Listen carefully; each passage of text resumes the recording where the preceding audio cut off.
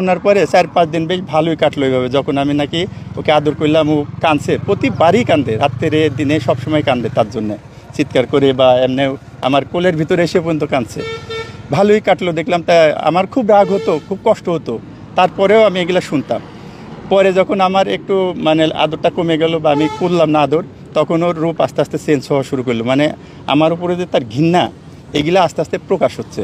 মানে এমন ঘৃণা শুরু হইলো যে আমার বিছনার থেকে সে আলাদা হয়ে গেল। সে বিছনায় শুবে না, সে বিড়াল নিয়ে আলাদা শুতে শুরু করলো। তারপরে কথা বলি, সে মানে আমি যদি কোরআন শরীফ নিয়ে একটা কথা বলি যে এটা কয় না, এটা মিথ্যা কথা। মানে এতটাই আমার পুরে সে অসন্তুষ্ট এবং মানে আমাকে ঘৃণা শুরু করলো, আমাকে বিশ্বাস করে না। তো এই অবস্থা 2 মাস চললো। 2 মাস পরে যখন আমি বললাম ঠিক আছে, তুমি এত ভালোবাসো, তাকে নিয়ে তুমি সংসার করো, তাকে নিয়ে আলাদা থাকো, এই পর্যন্ত বললাম। আর আমাকে যেহেতু পছন্দ করে না, আমি আমার মতো আলাদা যাই, কিন্তু কোনো গ্যাঞ্জাম করো না প্লিজ। এই কথা আমি শুরুর থেকে আরও কয়েকবার বলছি যে প্লিজ তোমার যখন কাউকে ভালো লাগবে তুমি আলাদা যেও, আমাকে আলাদা থাকতে দিও, কোনো সমস্যা নেই। আমার কষ্ট হলে আমি মেনে নেব, আমার কষ্ট লাগবে, তারপরে আমি বলছি আমি মেনে নেব। তো যাই হোক, তারপরে সে 2 মাস পরে ওর মা আসলো, এসে ওর কাছে 2 দিন থাকলো, ওর ঘরেই কি আলাপ করছে। তখন আমি বলছি যে এরা একটা কিছু করবে। তারপরে আমার ছেলেকে 2 দিন আগেই গুলশান পাঠিয়ে দিল। তারপরে ওর মার সাথে ও চলে গেল গুলশানে। যাওয়ার ঠিক 6-7 দিন পরে আমি সোপারপুরে বসে আছি। এখন থেকে পুলিশ এসে বলছে আপনি তারেক সাহেব জি, আপনি এই বাড়ির মালিক জি, তো আপনার এই যৌতুক মামলা আছে, আপনি আমার সাথে চলেন।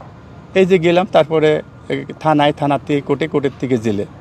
তা আমি তো জীবনে থানাতেও যাইনি, কোনো দিন আমি থানাতেও যাইনি, অথচ আমাকে জেলে দিয়ে দিল।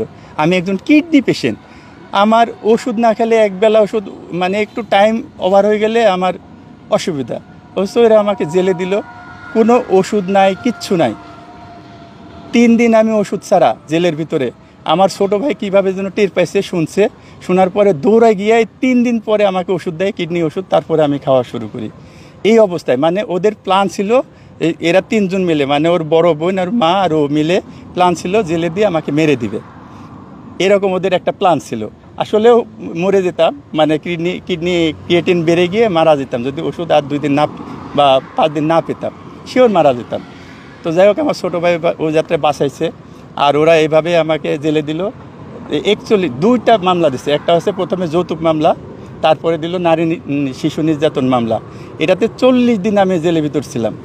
40 দিন বের হয়ে ঠিক 2 দিন, ঈদের হচ্ছে 4 দিন আগে বের হইলাম। তারপরে 2 দিন পরে আবার ঢাকা মেডিকেলে ভর্তি হলাম শ্বাসকষ্টে।